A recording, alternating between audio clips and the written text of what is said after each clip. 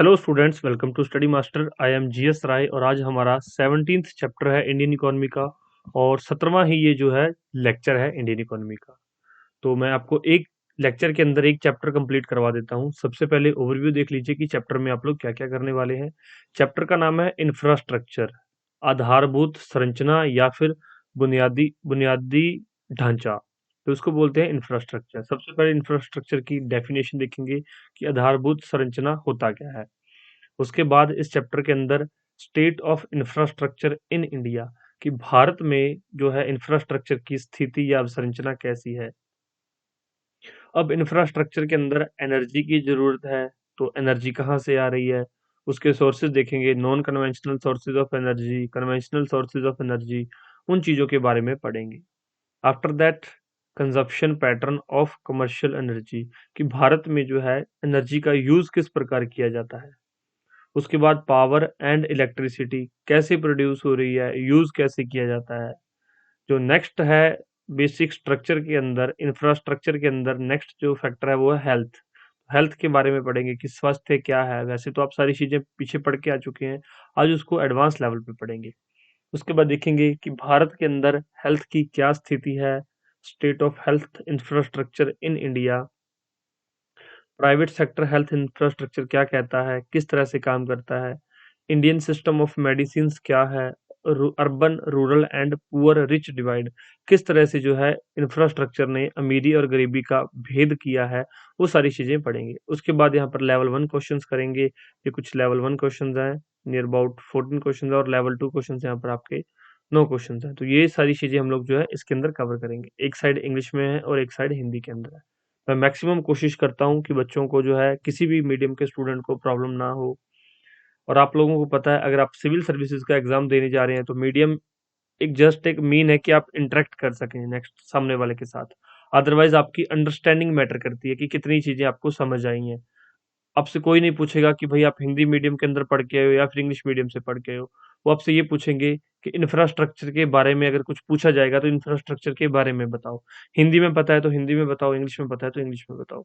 हाँ, जब लिखने बैठते हो उस टाइम पे एक अलग चीज़ है कि आप इंग्लिश के अंदर खुद को अच्छा एक्सप्रेस कर सकते हो या फिर हिंदी के अंदर खुद को अच्छा एक्सप्रेस कर सकते हो। वो डिपेंड करता है आपकी एजुकेशन पे कि किस प्रकार से आपकी जो स्कूलिंग हुई है। तो उस हिसाब से आप अपना डिसाइड कर सकते हो कि आपको आंसर लिखना किस मीडियम में है।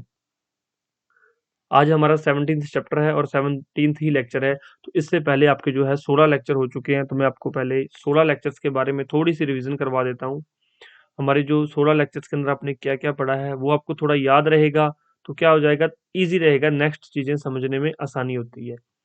तो मैं ये, आपने शायद किसी ने नोट किया होगा, किसी ने नोट नहीं किया होगा, कि मैं पहली लाइन में 4 ही लिखता हूँ, उसके बाद आगे मैं जो है लिखता जाता हूँ। फर्स्ट में ये जो 4 क्यों लिखा हुआ 4 तक, क्योंकि ये 9th क्लास की एनसीईआरटी से कवर किए गए 4 चैप्टर हैं। उसके बाद 5th टू 9th चैप्टर जो आपके 10th क्लास की एनसीईआरटी से कवर किए गए। 11th टू आगे अभी जो चल रहे हैं हमारे 17 तक पहुंच गए हैं, ये जो है 11th क्लास की एनसीईआरटी है। 9th 10th 11th, इसके बाद आपके 12th क्लास की एनसीईआरटी कवर की जाएंगी, एनसीईआरटी 1 और 12th की एनसीईआरटी ए और बी दोनों ही एनसीईआरटी कवर करवा दी जाएंगी। तो इससे बाहर क्वेश्चन आपका नहीं बनेगा। एक और डाउट का, किसी स्टूडेंट का डाउट था कि सर ये जो आप लेक्चर प्रोवाइड करवा रहे हो या जो ये लेक्चर हम लोग देख रहे हैं, वो पेड कोर्स का स्टूडेंट है, कि सर ये प्रीलिम्स के अकॉर्डिंग है या मेंस के अकॉर्डिंग है। तो स्टूडेंट्स, ये तो सिर्फ आपकी एक ईज के लिए या फिर कई बार यूट्यूब पे वीडियो के माध्यम से वैसे बता देते हैं कि ये प्रीलिम्स के लिए या मेंस के लिए। ऐसा कुछ नहीं है। इंफ्रास्ट्रक्चर, इंफ्रास्ट्रक्चर क्या बोलते हैं, बुनियादी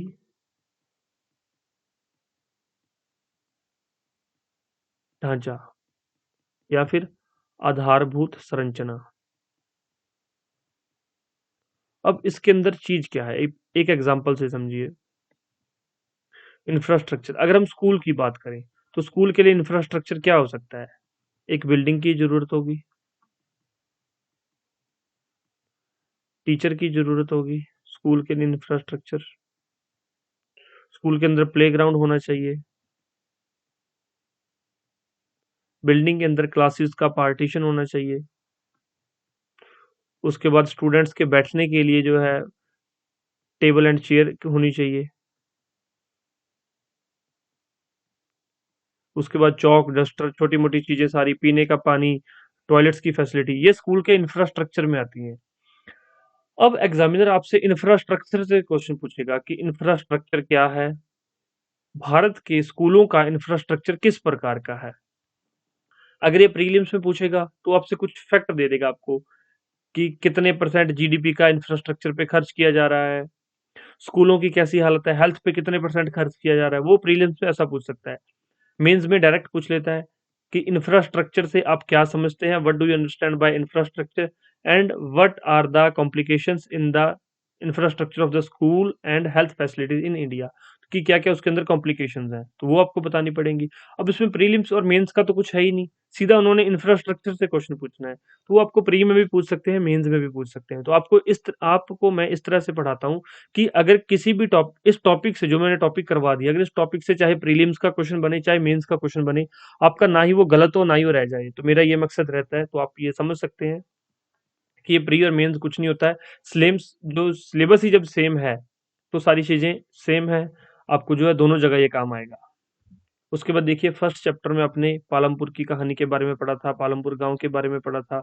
उसके बाद पीपल, लोगों के बारे में पढ़ा, पॉवर्टी के बारे में पढ़ा। After that food security in India के बारे में पढ़ा फोर्थ लेक्चर में। तो मैं लेक्चर्स के नाम या चैप्टर के नाम इसलिए याद करवाता हूँ आपको, ताकि इसके पीछे की कहानी आपको याद आ जाए कि पालमपुर गांव की कहानी किस प्रकार थी, क्या काम हो रहा था, पीपल एज ए रिसोर्सेज में सर ने क्या क्या करवाया था, क्या चीजें कवर की गई थी, पॉवर्टी एज ए चैलेंज में क्या क्या चीजें कवर हुई, फूड सिक्योरिटी इन इंडिया में क्या क्या चीजें हमने कवर की। इससे क्या होगा, अगर आपको चैप्टर के बारे में थोड़ा थोड़ा, अगर चैप्टर याद रहने लग गए कि ये चैप्टर का नाम है, तो चैप्टर के अंदर की चीजें भी याद रहने लग जाएंगी, लेक्चर के अंदर की चीजें भी याद रहने लग जाएंगी।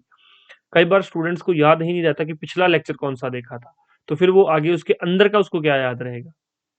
फिफ्थ चैप्टर जो है डेवलपमेंट से संबंधित था। उसके बाद सेक्टर्स ऑफ इंडियन इकोनॉमी के बारे में पढ़ा आप लोगों ने। नेक्स्ट आपने मनी एंड क्रेडिट के बारे में देखा। एट्थ चैप्टर जो ग्लोबलाइजेशन एंड इंडियन इकोनॉमी से संबंधित था। टेंथ चैप्टर जो है कंज्यूम नाइन्थ चैप्टर जो है कंज्यूमर राइट से संबंधित था। उसके बाद 1947 से पहले जो है इंडियन इकोनॉमी का क्या प्रारूप था, किस प्रकार इकोनॉमी काम कर रही थी। 19 सॉरी एक लाइन एक्स्ट्रा लग गया, 1950 से लेके फिर 1990 तक इकोनॉमी ने कैसे काम किया। एलपीजी रिफॉर्म्स जो कि 1991 के अंदर आए थे, उसके बाद इकोनॉमी के अंदर क्या क्या चेंजेस आए, ये सारी चीजें आपने यहाँ पर जो है पढ़ी थी। उसके बाद यहाँ पर पॉवर्टी के बारे में, कि पॉवर्टी एलिमिनेशन के बारे में सारी चीजें हमने अच्छे से कवर की। उसके बाद ह्यूमन कैपिटल फॉर्मेशन, एचसीएफ के बारे में पढ़ा, मानव पूंजी निर्माण। 15th चैप्टर जो हमारा था वो था रूरल डेवलपमेंट, ग्रामीण विकास से संबंधित, क्योंकि आपको पता है जो गांव है वो इंडियन इकोनॉमी की बैकबोन्स है। अगर गांव सही से तरक्की करेंगे, गांव में डेवलपमेंट सही से होगी, तो इंडस्ट्री भी तरक्की की तरफ बढ़ेगी। अगर गांव ही तरक्की ना कर सके तो इंडस्ट्री तरक्की नहीं कर पाएगी, क्योंकि इंडस्ट्री को जो रॉ मटेरियल है वो कहीं ना कहीं रूरल एरिया से मिलता है। मैक्सिमम जो रूरल एरिया से इंडस्ट्री के लिए इनपुट्स आते हैं, लेबर भी गांव से आ रही है, तो सारी चीजें इसी तरह से गांव से इकोनॉमी का बहुत ज्यादा, गांव से ही तरक्की कर रही है हमारी इकोनॉमी। उसके बाद एम्प्लॉयमेंट, ग्रोथ एंड इंफॉर्मेशलाइजेशन आपने पढ़ा। आज हमारा है इंफ्रास्ट्रक्चर। तो ये सारी चीजें आज हम कवर करेंगे 17th चैप्टर के अंदर। मैंने आपको ओवरव्यू दे दिया, अब हम हमारा लेक्चर जो है शुरू करते हैं। आधारभूत संरचना या फिर इंफ्रास्ट्रक्चर की डेफिनेशन पढ़ने से पहले आप एक थोड़ी सी एग्जांपल्स देख लीजिए, एक दो, ताकि आपको जो है चीजें अच्छे से कवर हो जाएं। मैंने बोला हॉस्पिटल, तो आपके दिमाग में क्या क्या चीजें आई? हॉस्पिटल सुनते ही या अस्पताल सुनते ही आपके दिमाग में क्या क्या चीजें आई? हॉस्पिटल्स के अंदर पहले एक बिल्डिंग होगी, जहाँ पे हॉस्पिटल होगा। दूसरा, हॉस्पिटल के अंदर डॉक्टर्स होंगे, बिना डॉक्टर्स के या बिल्डिंग से तो नहीं चलेगा काम। डॉक्टर्स होंगे तो उनकी हेल्प के लिए नर्सेज होंगी, मेडिकल इक्विपमेंट्स होंगे जितने भी यूज होते हैं, एम्बुलेंस यूज होगी, एम्बुलेंस का यूज होगा, हॉस्पिटल में जाना है, आना है, जाना है, एम्बुलेंस का प्रयोग किया जाएगा। बेड्स, हॉस्पिटल में बेड होंगे, ऑक्सीजन सप्लाई होगी वहां पे, हॉस्पिटल है तो ऑक्सीजन सप्लाई होगी। तो हॉस्पिटल का नाम सुनते ही आपके माइंड में ये सारी चीजें आती हैं। इनके अलावा एन नंबर ऑफ थिंग्स है जो यहाँ पर इंफ्रास्ट्रक्चर के अंदर काउंट होती है। तो ये सारी चीजें क्या है, ये हॉस्पिटल का इंफ्रास्ट्रक्चर है। ये जो मैंने आपको चीजें करवाई हैं, ये जो भी चीजें आपके दिमाग में आई हैं, मैंने तो आपको नहीं करवाई, आपके दिमाग में यही चीजें आ रही होंगी। इसके अलावा कोई थोड़ा सा अगर इस बैकग्राउंड से है, मेडिकल बैकग्राउंड से, तो उसके दिमाग में और भी कई चीजें आ सकती हैं। तो ये सारी सारी बेसिक चीजें हैं। ये हॉस्पिटल की होगी, स्कूल की हम पहले ही देख चुके हैं। इंडस्ट्री, अगर आपके दिमाग में मैं कहूँ कि कोई इंडस्ट्री लगानी है तो आपको क्या चाहिए होगा? आपको ये होगा कि इंडस्ट्री के लिए इलेक्ट्रिसिटी कहाँ से आएगी, लैंड कहाँ से आएगी, लेबर कहाँ से आएगी। तो ये सारी आधारभूत संरचनाएं हैं, इंफ्रास्ट्रक्चर डेवलप हो रहा है। तो ये सारी चीजें इंफ्रास्ट्रक्चर के अंदर आती हैं। समझ गए आप लोग? डेफिनेशन से पहले आप लोगों ने एग्जाम्पल से चीजों को समझ लिया। अब हम देखते हैं इसके अंदर क्या क्या लिखा हुआ है।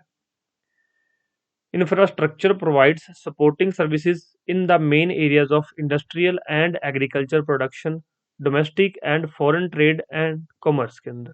तो इंफ्रास्ट्रक्चर से क्या है कि घरेलू कृषि उत्पादन, इनमें क्या है, हमें बहुत सारी चीजें मिलती हैं, बहुत सारे मेन एरिया में काम किया जाता है। ये सपोर्ट प्रोवाइड करते हैं हमें। इंफ्रास्ट्रक्चर जैसे कि खेतों के लिए इंफ्रास्ट्रक्चर क्या होगा? ट्रैक्टर्स का यूज करना, इक्विपमेंट्स का यूज करना। तो वो फार्म एक्टिविटीज में जो कि बेस्ट चीज़ों का यूज़ करना, तो वो उसका इंफ्रास्ट्रक्चर हो गया। तो ये सारी चीज़ें हमें क्या प्रोवाइड कराती हैं? सपोर्ट प्रोवाइड कराता है इंफ्रास्ट्रक्चर। इंफ्रास्ट्रक्चर से ही चीज़ें आगे चलती हैं। Infrastructure development is crucial for the social development of a country. अगर सोशल डेवलपमेंट करनी है, किसी भी देश का सामाजिक विकास करना है, तो इंफ्रास्ट्रक्चर डेवलपमेंट बहुत जरूरी है। Since the economic reforms of 1991 in India, आप लोगों को एलपीजी याद होगा, liquid sorry liberalisation, privatisation and globalisation. 1991 के अंदर न्यू इकोनॉमिक पॉलिसी आई थी, आप लोग पूरा चैप्टर पढ़ के आए उससे संबंधित। तो उसके अंदर पढ़ा था कि किस तरह से इकोनॉमिक रिफॉर्म्स किए गए थे वर्ल्ड बैंक के कहने पे। तो उसके द्वारा क्या किया गया? Infrastructure development has been accorded a high priority by the government. उस इंफ्रास्ट्रक्चर के अंदर जो 1991 में रिफॉर्म्स किए गए थे, उस रिफॉर्म्स के अकॉर्डिंग भारत को इंफ्रास्ट्रक्चर की बहुत ज़्यादा हाई डिमांड हो गई थी कि अब अगर अच्छा इंफ्रास्ट्रक्चर होगा देश में, तो ही देश तरक्की की तरफ बढ़ेगा।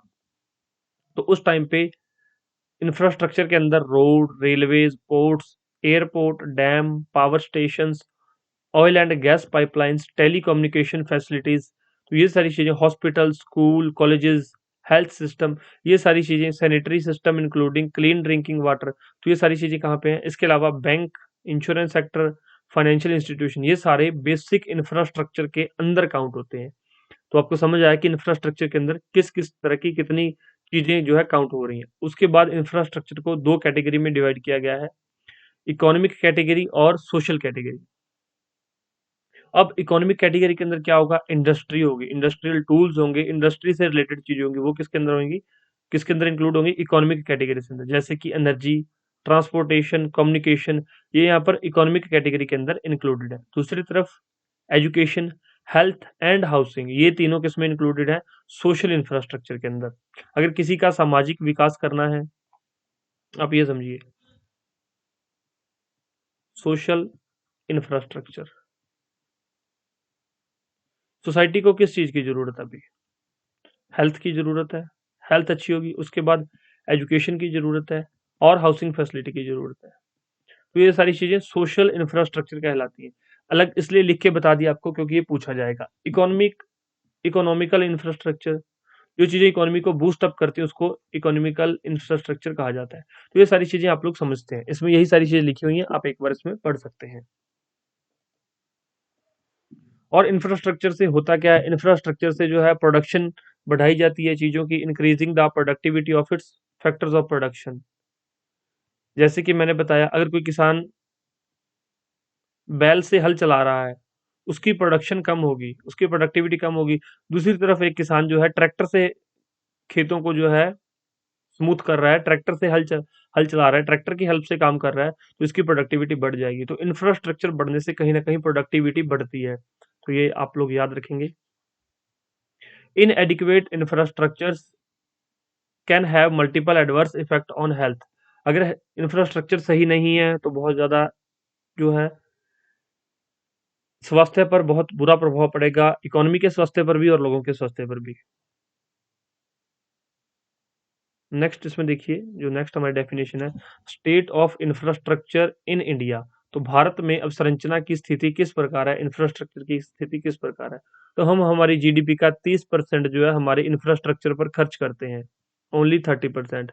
इसके अलावा कुछ और कंट्रीज हैं जो अपनी जीडीपी का काफी बड़ा हिस्सा, which is far below than the China and Indonesia. China और इंडोनेशिया ऐसे देश हैं जो अपनी इकोनॉमी का अराउंड 50% जो है इस पे खर्च कर देते हैं इंफ्रास्ट्रक्चर को। जितना बढ़िया इंफ्रास्ट्रक्चर होगा उतना ही ज्यादा जो है जो जीडीपी ग्रोथ करेगी। एक एग्जांपल से समझ लीजिए, एक ट्रांसपोर्टर है, उसके पास एक कार है ए, दूसरी कार है बी। ये एक ही ट्रांसपोर्टर, इसकी दो कारें, एक कार फर्स्ट कार ए होगी, दूसरी कार सेकंड कार बी होगी, ये दो कारें हैं। इसको इस कार से 30,000 पर मंथ आ रहा है और इस कार से भी 30,000 पर मंथ इसकी इनकम हो रही है। ये क्या करता है, ये 30,000 रुपीज खा जाता है और ये दूसरे 30,000, मतलब ये जो ट्रांसपोर्टर है, ये ट्रांसपोर्टर क्या करता है, 60,000 पर मंथ इसकी जो है कंजप्शन है, ये इतना ही अपने ऊपर खर्च कर लेता है। 60,000 कमाता है, ये 60,000 ये खा जाता है। एक ट्रांसपोर्टर है दूसरा, इसके पास भी गाड़ी एक ए है और दूसरी बी है, 1 2। इसकी भी ये कार 30,000 अर्न करके दे रही है, ये कार भी 30,000 अर्न करके दे रही है। लेकिन ये क्या करता है, ये 40,000 रुपीज का करता है, खुद के खर्च करता है। और इसने क्या है, एक सी कार अरेंज कर ली, इसने सी कार परचेज कर ली, जिसका क्या करता है 20,000 रुपीज उसकी इंश्योरेंस की, सॉरी उसका लोन पेमेंट करता है। इसने एक कार परचेज कर ली सी, उसकी 20,000 पर मंथ ये लोन पेमेंट करता रहता है। तो अब इसने क्या किया, ये तो अपना टोटल जो है कंज्यूम कर गया, जो इसने कमाया वो खा गया।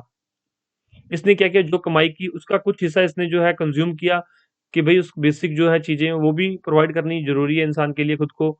और जो एक्स्ट्रा थी थोड़ी सी, तो वो इसने कहाँ खर्च की, नेक्स्ट इन्वेस्टमेंट, तो इसने इंफ्रास्ट्रक्चर पे और खर्च किया। अब ये क्या है, अब ये 30,000 और देने लग गई। अब क्या हो गया, इसकी पर मंथ 90,000 हो गई। पहले कितनी हो रही थी, 40। ये 60 का 60 खा रहा है, ये इसकी तो इनकम 60 रह जाएगी। अब इसकी इनकम कितनी हो गई, 90 के। तो इसी तरह से ये फोर्थ कार भी बना सकता है, फिफ्थ कार भी परचेज कर सकता है। तो ये एक ट्रांसपोर्टर का मैंने एग्जांपल लेके आपको समझाया है। इसी तरह से इकोनॉमी जो है, किसी भी देश की इकोनॉमी इसी तरह से काम करती है। अगर इकोनॉमी अपनी जीडीपी का, जो भी कुल ग्रोस डोमेस्टिक प्रोडक्ट, आप समझते हैं जीडीपी क्या होता है, सकल घरेलू उत्पाद का, अगर कुछ बड़ा हिस्सा जो है फिर से इकोनॉमी के इंफ्रास्ट्रक्चर को बिल्डअप करने में लगा देगा, तो इकोनॉमी और तरक्की करेगी और फ्लरिश करेगी और फलेगी फूलेगी। और अगर ये नहीं करेगी तो फिर बहुत प्रॉब्लम हो जाएगी, फिर इकोनॉमी जो है डाउन चली जाएगी। अब एक टाइम के बाद ये जो कार ए है और कार बी है, ये खराब होने लग जाएंगी। मान लो इसकी कार खराब हो गई, अब इसके इनकम का सोर्स क्या रहेगा, सिर्फ 30,000 रहेगा, ये तो खराब ही हो चुकी है। इसलिए और कारें बनाते जाएंगे। इकोनॉमी के अंदर भी और बहुत सारी इंडस्ट्रीज पे काम किया जाता है और बहुत सारी जो है चीज़ों पे काम किया जाता है। तो यही चीज़ें इसमें बताई गई हैं और आप एक बार इसको पढ़ लीजिएगा। यही सारी चीज़ें इसके अंदर लिखी गई हैं।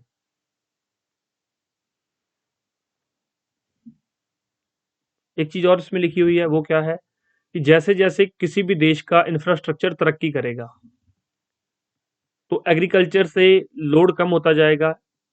इंफ्रास्ट्रक्चर तरक्की कर रहा है, जीडीपी में ग्रोथ हो रहा है, तो एग्रीकल्चर से लोड कम होगा और जो सर्विस सेक्टर के अंदर लोग ज़्यादा इंक्लूड होंगे, सर्विस सेक्टर में ज़्यादा लोगों को जॉब्स मिलेंगी। तो जैसे जैसे इंफ्रास्ट्रक्चर बढ़ता जाता है, तो इस तरह से जो है shift of the people, shift of the labour होती रहती है। तो ये सारी चीज़ें लिखी हुई हैं, आप एक बार इसको देख लीजिएगा, पढ़ लीजिएगा अपने आप। उसके बाद इंफ्रास्ट्रक्चर के अंदर एक होता है एनर्जी। एनर्जी भी बहुत जरूरी है इंफ्रास्ट्रक्चर के अंदर। अब मैंने बताया कि स्कूल ओपन हो गए, स्कूल खोल लिया, या फिर कोई कॉलेजेस ओपन हो गया, कॉलेज ओपन कर लिया, हॉस्पिटल ओपन हो गया। अगर उस हॉस्पिटल में पावर नहीं होगी, इलेक्ट्रिसिटी नहीं होगी या एनर्जी नहीं होगी, तो फिर सारी चीजें काम ही नहीं करेंगी, बिल्कुल जीरो हो जाएगा ये सब चीजें। तो ये भी एक बेसिक इंफ्रास्ट्रक्चर की जरूरत है, एनर्जी। देख लीजिए इसकी डेफिनेशन, मैंने बता दिया कि एनर्जी की कितनी जरूरत है। Energy is an essential input for economic development and improving the quality of life. Energy की वजह से जो है लाइफ की जो है क्वालिटी है वो बढ़ती है, अच्छी होती है। In view of this, power development has been given higher priority in our development plans. तो पावर पे बहुत ज्यादा ध्यान दिया गया था हमारे डेवलपमेंट प्लान्स के अंदर, जो आप लोगों ने कुछ पहले पढ़ लिए हैं, कुछ आगे आप लोग जो आने वाले टाइम में पढ़ेंगे, आने वाले लेक्चर्स के अंदर पढ़ेंगे। It is essential for industries. Electricity के बिना इंडस्ट्री जो है काम ही नहीं कर सकती, आप समझते हैं इन चीजों को।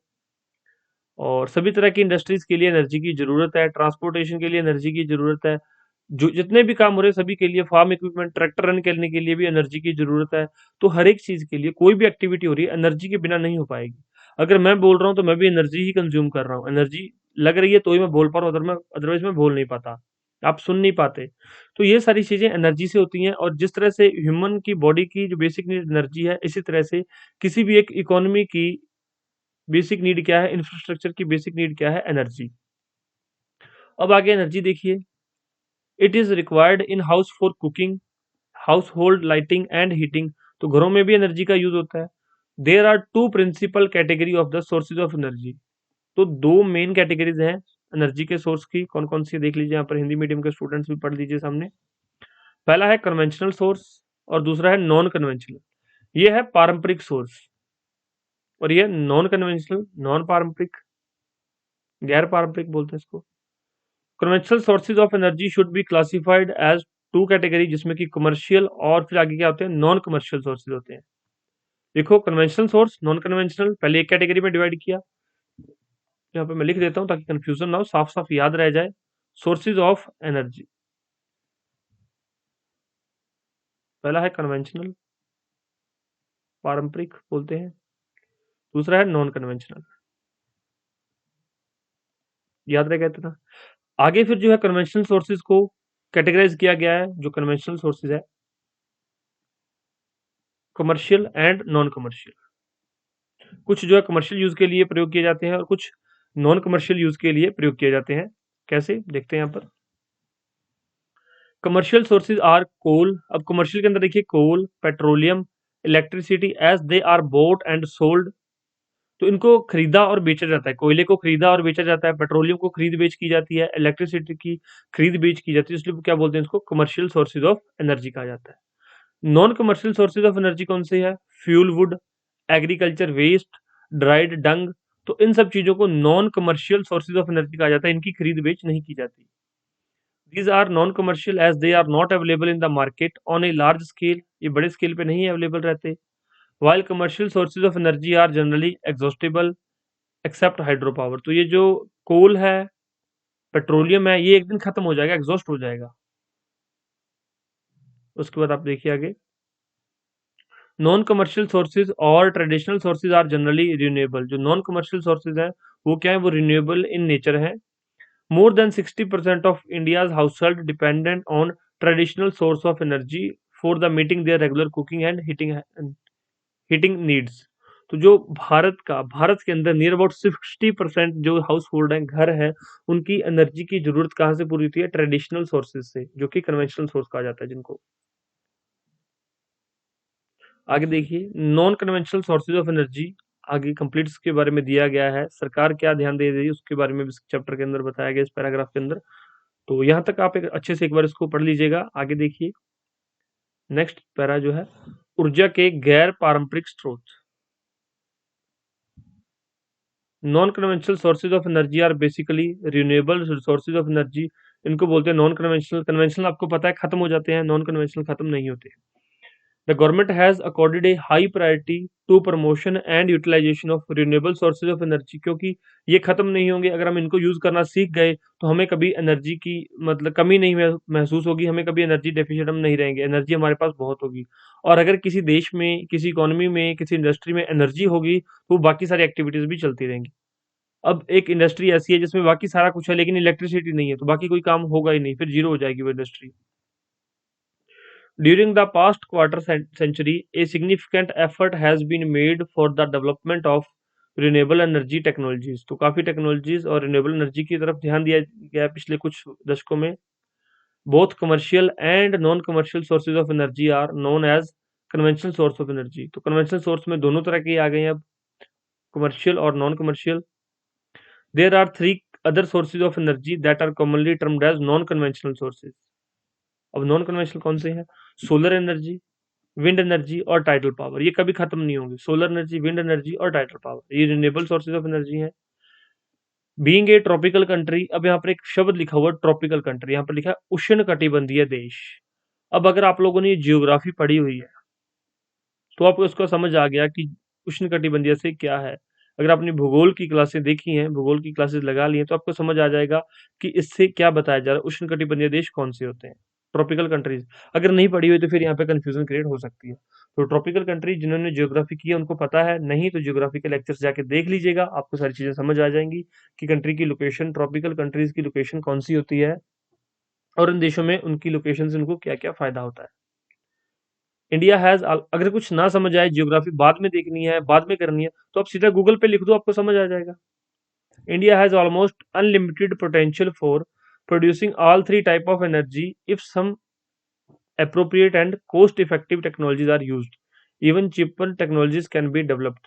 तो भारत के पास जो है अनलिमिटेड पोटेंशियल है, कौन सा, ये जो एनर्जी प्रोड्यूस करने का, इसके लिए जो सोलर एनर्जी पर हम लोग जो यूज कर सकते हैं, विंड एनर्जी और टाइडल पावर, सभी तरह की जो पावर्स हम लोग यूज कर सकते हैं। विंड एनर्जी राजस्थान के अंदर आपको पता है बड़े बड़े टिब्बे हैं, रेत है वहां पर विंड एनर्जी, हवाएं बहुत चलती है। आपको पता है कहीं पे एक, मतलब आज टिब्बा यहाँ पे बना हुआ रेत का टीला, तो नेक्स्ट डे वहां पे नहीं होगा, वो कहीं और हो जाएगा। मतलब इतनी हवा चलती है कि रेत को इधर उधर ले जाती है।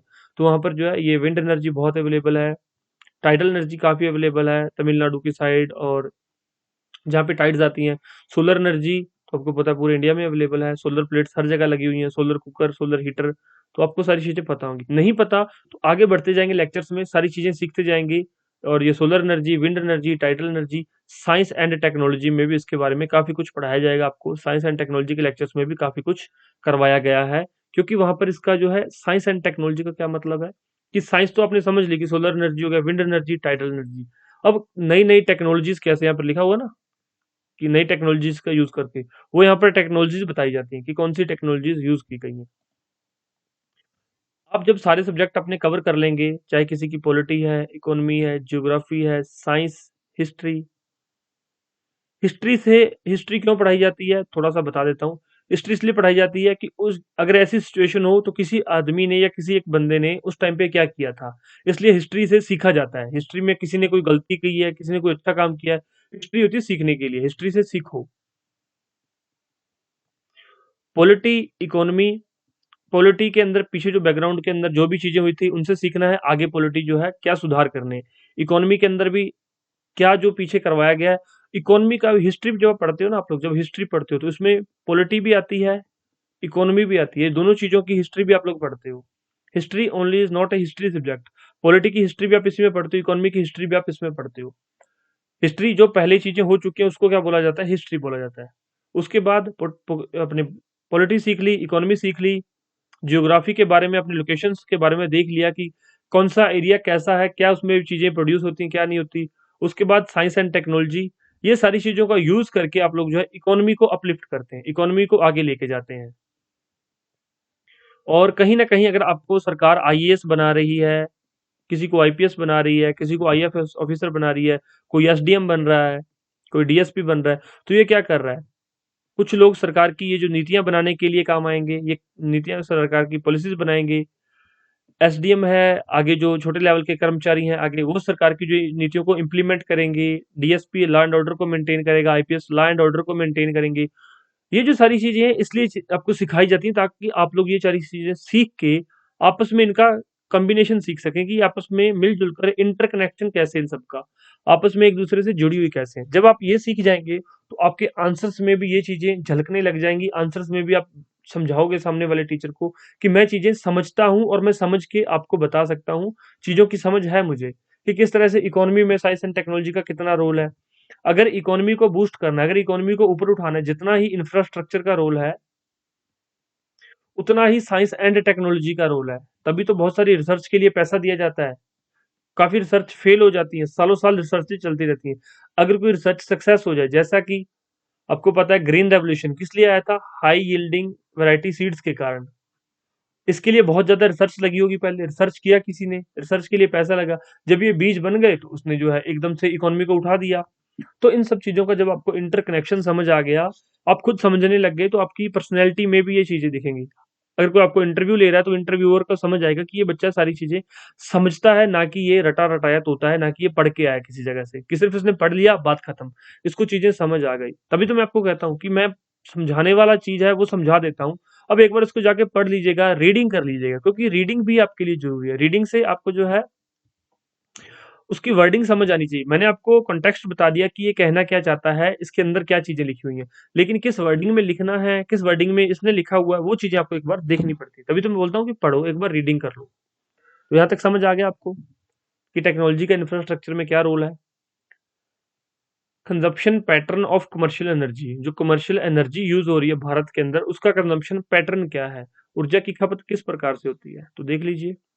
Commercial energy consumption makes up about 74% of the total energy consumption in India.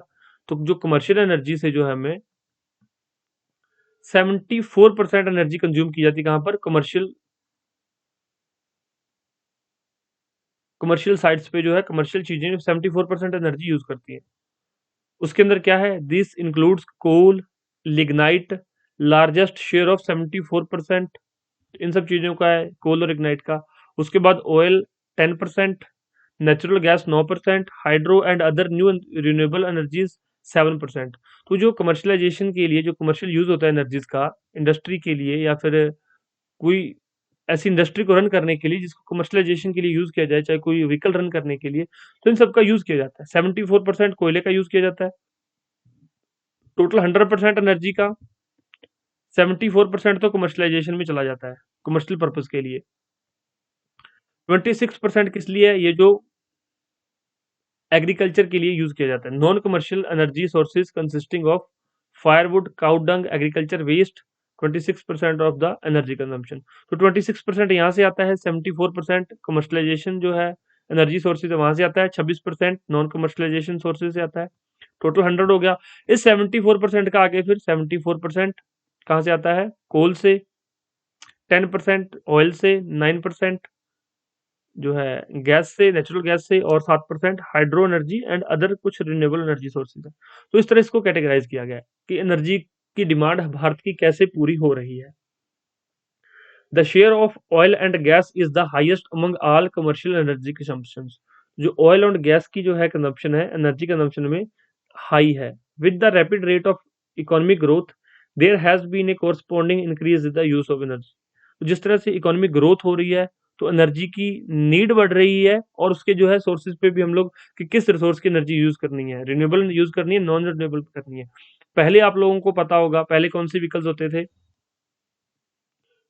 पहले व्हीकल्स होते थे पेट्रोल, डीजल।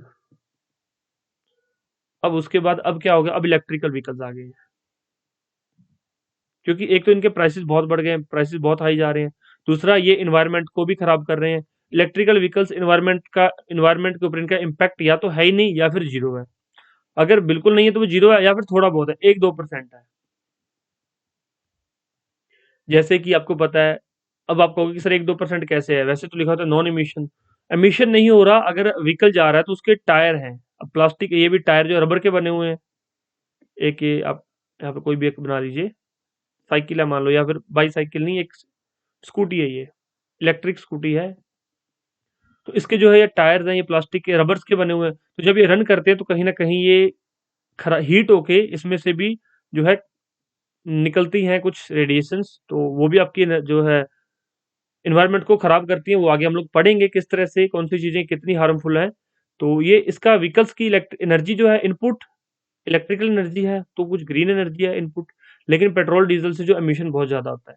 तो ये इलेक्ट्रिकल व्हीकल्स कम खतरनाक है, और ये सस्ते भी हैं।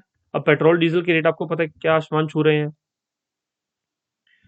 तो ये सारी चीजें इसके अंदर लिखी गई, इस पैराग्राफ के अंदर, आप एक बार इसको देख लीजिएगा। उसके बाद पावर एंड इलेक्ट्रिसिटी, सारी चीजें सेम है कि जीडीपी अगर 12% ग्रो करती है, तो हमें जो है जितनी किसी देश की जीडीपी ग्रो कर रही है, अगर किसी देश की जीडीपी 8% ग्रो करती है, तो उस देश के लिए इलेक्ट्रिसिटी या फिर पावर की इंक्रीमेंट या इंक्रीज कितना होगा, 12% का।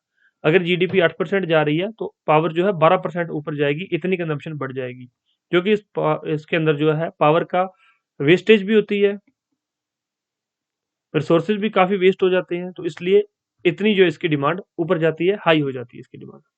ये सारी चीजें इस पैराग्राफ के अंदर लिखी हुई हैं, आप एक बार इसको जाकर देख लीजिएगा। India's energy policy encourage 3 energy sources, कौन से, सोलर, हाइडल एंड विंड। मैं आपको पहले बता चुका हूं कि भारत में सोलर, हाइडल एनर्जी और विंड एनर्जी का जो स्कोप है अभी, और इसके तरफ जो है पॉलिसीज है वो इंकरेज कर रही हैं सबको, as they do not rely on fossil fuels and hence avoid carbon emission. इनको दो फायदे हैं इन चीजों के, एक तो एनवायरमेंट डिग्रेड नहीं होता, एनवायरमेंट को सेफ्टी प्रोवाइड होती है, दूसरा प्राइसेस भी बहुत ज्यादा हो रहे हैं उनके, तो अल्टरनेटिव सोर्स ढूंढ लेंगे तो प्राइसेस भी नीचे आ जाएगा। Yet this has not resulted in faster growth of electricity produced from these sources. Atomic energy is an important source of electric power. It has economic advantages. At present, nuclear energy accounts for the 2.5% of the total energy consumption against a global average of the 13%। तो 13% globally और भारत में 2.5% जो energy का कहाँ से लिया जाता है, न्यूक्लियर पावर से। न्यूक्लियर पावर के बारे में भी आप लोग पढ़ेंगे, समझेंगे। अब आपको समझ आ गया कि पावर एंड इलेक्ट्रिसिटी की जरूरत क्या है। अगर किसी देश की जीडीपी 8% है तो उसको 12% जो है पावर की जरूरत पड़ेगी। ये सारी चीजें पैराग्राफ में लिखी हुई हैं। तो सबसे पहला पॉइंट आप लोगों ने देख लिया कि इंफ्रास्ट्रक्चर के अंदर क्या होना चाहिए, इलेक्ट्रिसिटी पावर होनी चाहिए। दूसरा क्या है, हेल्थ, बेसिक हेल्थ फैसिलिटी सबको प्रोवाइड होनी चाहिए। Health is not only the absence of disease, की कोई बीमारी नहीं है, but also the ability to realise one's potential. कि अगर आपका शरीर बिल्कुल स्वस्थ होगा, मेरे पे लगा लीजिए, मेरा एग्जांपल समझ लीजिए, अगर मैं बिल्कुल ठीक हूँ तो मैं यहाँ पर लेक्चर आपको प्रोवाइड करवाऊंगा, लेक्चर रिकॉर्ड करूंगा आपके लिए, इसको पूरा प्रोवाइड करवाऊंगा, जो भी है उसमें सारी चीजें इंक्लूड करूंगा। अगर मेरी हेल्थ ठीक नहीं है तो मैं लेक्चर प्रोवाइड नहीं करवा पाऊंगा, आपकी क्लास मिस हो जाएगी, और इस वजह से शायद 10 बच्चों का नुकसान हो, शायद 100 बच्चों का नुकसान हो, शायद 1000 बच्चों का नुकसान हो। तो इसलिए हेल्थ कितनी जरूरी है, कहीं ना कहीं ये इंफ्रास्ट्रक्चर का हिस्सा है। Health is the holistic process related to overall growth and development of the nation. आप समझ सकते हैं, जो मैंने एग्जांपल बताया उससे आपको समझ आ गया होगा कि हेल्थ ओवरऑल ग्रोथ और डेवलपमेंट के लिए कितनी जरूरी है। Generally scholars assess people's health by considering indicators like infant mortality and maternal mortality rates, life expectancy and nutrition level, and incidence of the communicable and non-communicable जो है diseases. तो जो भारत के अंदर कुछ स्कॉलर्स हैं वो क्या सोचते हैं, भारत के अंदर या फिर ग्लोबली भी वही कर रहे हैं कि हेल्थ इंडिकेटर कौन कौन से हैं। इन्फेंट मोर्टेलिटी आप पढ़ के आए पहले, मैटरनल मोर्टेलिटी। अब आपको देखो पुरानी चीजें काम आएंगी, अगर पढ़ा हुआ है तो पूरा, अगर मैंने एक वर्ड बोला है इन्फेंट मोर्टेलिटी, समझ आ गया कि मैं क्या कहना चाह रहा हूँ, मैटरनल मोर्टेलिटी समझ आ गया क्या कहना चाह रहा हूँ। ये आप तो देख सकते हैं, मृत्यु दर समझ आता है सबको, जीवन प्रत्याशा, पोषण स्तर, तो ये सारी चीजें लिखी हुई हैं, शिशु मृत्यु दर, मातृ मृत्यु दर, तो ये सारी चीजें आप समझते हैं इसके अंदर, तो समझ आ गया यहाँ पर। नॉन कम्युनिकेबल डिजीजेस, तो ये सारी चीजें जो है इंडिकेटर है किस चीज के, हेल्थ के इंडिकेटर्स हैं। तो प्रीलिम्स में डायरेक्ट पूछता है which of the following is the not the indicator of health. तो आगे क्वेश्चन मैं करवाऊंगा, उसमें क्वेश्चन डाल रखा है, आप लोग देख लेना, आपको समझ आ जाएगा कि प्रीलिम्स में किस तरह से क्वेश्चन बन जाता है इसी पैराग्राफ से। In recent times, scholars argue that people are entitled to healthcare facilities. It is the responsibility of the government to ensure the right to health, right to healthy living. Health infrastructure include hospital, doctor, nurse, and other paramedical professional, bed equipment required in hospital, and a well-developed pharmaceutical industry. तो ये government की responsibility बनती है कि लोगों तक एक अच्छा हेल्थी लाइफ उनको प्रोवाइड किया जाए, और इसके लिए इंफ्रास्ट्रक्चर में हॉस्पिटल होने चाहिए, डॉक्टर, नर्सेज, तो ये सारी चीजें सिंपल सी चीजें लिखी हुई हैं, आप लोग इनको जाके पढ़ लीजिएगा। State of health infrastructure in India, Bharat में क्या है, PHC, primary health care centre, ये कहाँ पे है, विलेज लेवल पे है, विलेजेस के अंदर जो है प्राइमरी हेल्थ केयर सेंटर्स खोले हुए हैं। उसके अलावा जो है यूनियन टेरिटरी, स्टेट टेरिटरी, अलग अलग जगहों पे जो है सरकार हॉस्पिटल्स बना रही है, गवर्नमेंट जो है हॉस्पिटल्स बना रही है, ताकि लोगों को मतलब लोगों को सही और सस्ता इलाज मुहैया कराया जा सके। इसके लिए यहाँ पर देखिए, global burden of disease is an indicator used by the experts to gauge the number of people dying prematurely due to a particular disease as well as the number of years spent by them in a state of disability owing to the disease। तो एक ये संस्था है global burden of disease, ये एक indicator है, sorry संस्था नहीं है, ग्लोबल बर्डन ऑफ डिजीज एक इंडिकेटर है, जिससे क्या पता लगता है कि किसी भी एक आदमी या औरत ने कितने साल जो है डिजीज के साथ लड़ते लड़ते बिता दिए, और जो है कितना उसने जो इंपॉर्टेंट टाइम जो खत्म कर लिया अपना। तो ये सरकार की जिम्मेवारी है, और सरकार ये सारी चीजें हैं उसके लिए हर एक चीज में मिलावट ना हो, ये सरकार को ध्यान देना चाहिए। ये सारी चीजें इसके अंदर लिखी हुई, छोटे मोटे पॉइंट्स हैं, आप लोग एक बार इसको देख लीजिएगा। ठीक है, ये हो चुका है ये वाला मतलब ये जो स्टेट ऑफ हेल्थ इंफ्रास्ट्रक्चर था, ये था स्वास्थ्य अवसंरचना की स्थिति। तो ये पूरा पढ़ा है, आप लोग एक बार पढ़ लीजिएगा, वीडियो को पॉज करके पढ़ सकते हैं, पीडीएफ है तो पीडीएफ से पढ़ सकते हैं, हार्ड कॉपी है तो उसमें से पढ़ सकते हैं। उसके बाद देखिए private sector and health infrastructure. Bharat के अंदर 70% हॉस्पिटल जो है प्राइवेट हैं। अब आप देख सकते हो 70% हॉस्पिटल्स आर प्राइवेट। तो जो गरीब आदमी है, पुअर पीपल है, वो अपना इलाज कैसे करवा पाएंगे? प्राइवेटाइजेशन का क्या मतलब है? प्राइवेट में क्या होता है, जो भी प्राइवेट इंस्टीट्यूशन कोई भी है, उसका क्या होता है, मैक्सिमाइज द प्रॉफिट। प्रॉफिट को मैक्सिमम करना, ये उसकी एक, आपको ये समझना चाहिए कि कोई भी जो सरकारी है, आप सारी चीजें देख चुके हो, इकोनॉमी किस प्रकार काम करती है, कैपिटलिस्टिक इकोनॉमी क्या है, मिक्स्ड इकोनॉमी क्या है, सारी चीजें आप लोग देख के आए हो। तो जो प्राइवेटाइजेशन है, प्राइवेट लोगों का क्या काम है कि प्रॉफिट मैक्सिमम हो, प्राइवेट इंस्टीट्यूशन संस्थाओं का क्या काम है कि प्रॉफिट मैक्सिमम हो। तो सबके लिए ये कहाँ से इलाज मुहैया करवा पाएंगे? और सस्ता इलाज तो बिल्कुल भी नहीं देंगे ये। They control nearly 2/5 of the beds available in the hospitals. Nearly 60% of the dispensaries are run by the same private sector. 70% hospital और 60% जो है डिस्पेंसरीज कौन रन कर रहा है? प्राइवेट सेक्टर रन कर रहा है। They provide health care for 80% of out patient and 46% of in patients. तो ये 80% जो आउट पेशेंट्स को देखते हैं और 46% इन पेशेंट्स को देखते हैं। In recent times, the private sector has been playing a dominant role in medical education and training, medical technology and diagnostic, manufacture and sale of pharmaceuticals, hospitals, constructions, and the provision of medical services। तो आपको पता होगा, आपने सुना भी होगा कि गरीब को गरीबी तो परेशान करती करती है, गरीब को सबसे ज्यादा परेशान कौन करता है? बीमारी। अगर गरीब के घर में बीमारी आ जाए तो वो जीते जी मर जाता है, वो अपने बच्चों का इलाज नहीं करवा पाता, एक आदमी अपनी पत्नी का इलाज नहीं करवा पाएगा, क्योंकि गरीब है, उसके पास पैसा नहीं है।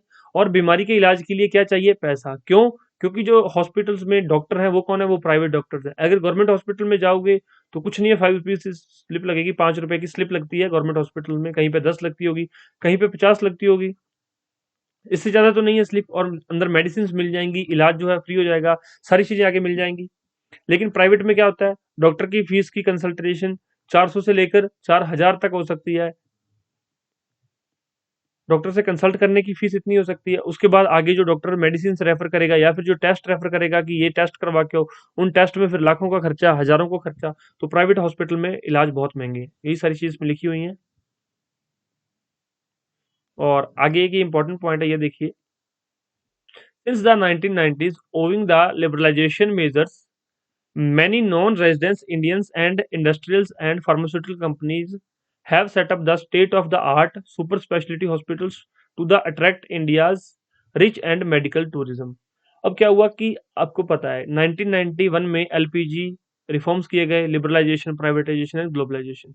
तो इसके अंदर हॉस्पिटल भी प्राइवेटाइज होगी। जो ये सुपर स्पेशलिटी हॉस्पिटल आप देखते हो, ये सुपर स्पेशलिटी या मल्टी स्पेशलिटी हॉस्पिटल्स होते हैं, तो उनमें जो है बहुत महंगे होते हैं, क्योंकि उनको वो किस लिए हैं कि वो अमीरों को अट्रैक्ट करने के लिए और मेडिकल टूरिस्ट के लिए, कि बाहर से भी लोग यहाँ पर आए। बहुत सारे जो है हॉस्पिटल हैं जिसमें से इंटरनेशनल लेवल पे लोग आते हैं इलाज करवाने के लिए। इतने बड़े बड़े हॉस्पिटल्स इंडिया के अंदर भी हैं। और ये सारी प्राइवेट हैं और इनके अंदर इंफ्रास्ट्रक्चर भी ज़्यादा अच्छा होता है। मेडिकल फैसिलिटीज कहीं ना कहीं प्राइवेट हॉस्पिटल में ज़्यादा है, और गवर्नमेंट के अंदर भी आजकल आ चुकी हैं। सरकार जो इंफ्रास्ट्रक्चर की तरफ ध्यान देने लग गई, लेकिन 1990s के बाद जो है एकदम से प्राइवेट का दौर आया था, और उस टाइम पे प्राइवेट हॉस्पिटल्स ने बहुत पैसा कमाया, प्राइवेट डॉक्टर्स ने बहुत पैसा कमाया था। ठीक है। इसमें से एक और चीज़ है, प्राइवेटाइजेशन के कारण क्या हुआ कि रूल रेगुलेशन सरकार को कम करने पड़े तो झोला छाप डॉक्टर बहुत बन गए, जिनके पास ना ही तो कोई लाइसेंस था, ना ही वो कोई रजिस्ट्रेशन थी। उन्होंने सिर्फ एमबीबीएस किया, या कई बार एमबीबीएस नहीं भी किया, अपने आप बस प्रैक्टिस की कहीं किसी दूसरे डॉक्टर के अंडर, और खुद को डॉक्टर कहलाने लगे। उनको क्या बोला जाता है? क्वैक्स, झूला छाप डॉक्टर। उसके बाद एक इंपॉर्टेंट देखिए, Indian system of medicine, ISM, भारतीय चिकित्सा पद्धति। भारतीय चिकित्सा पद्धति, इसके अंदर 6 प्रणालियां हैं, 6 सिस्टम है। आयुर्वेदा, योगा, यूनानी, सिद्धा, नेचुरोपैथी, होम्योपैथी, इसको क्या बोलते हैं? आयुष कहते हैं, आयुष। इन सभी को क्या बोला जाता है? आयुष। तो ये गवर्नमेंट की स्कीम्स भी हैं, वो भी आगे करेंगे। आज इसमें हम स्कीम नहीं करेंगे, अगर स्कीम करने लग जाते हैं तो फिर बहुत ज़्यादा लंबा हो जाता है ये लेक्चर, और इसके लिए जो है आपको यहाँ पर जितनी भी इंपॉर्टेंट चीज़ें हैं, वो सारी करवाई जाएंगी। At present, there are 4095 Ayush hospitals and 27951 dispensaries. तो 27,951 ये जो डिस्पेंसरीज हैं और 4,095 आयुष हॉस्पिटल्स हैं।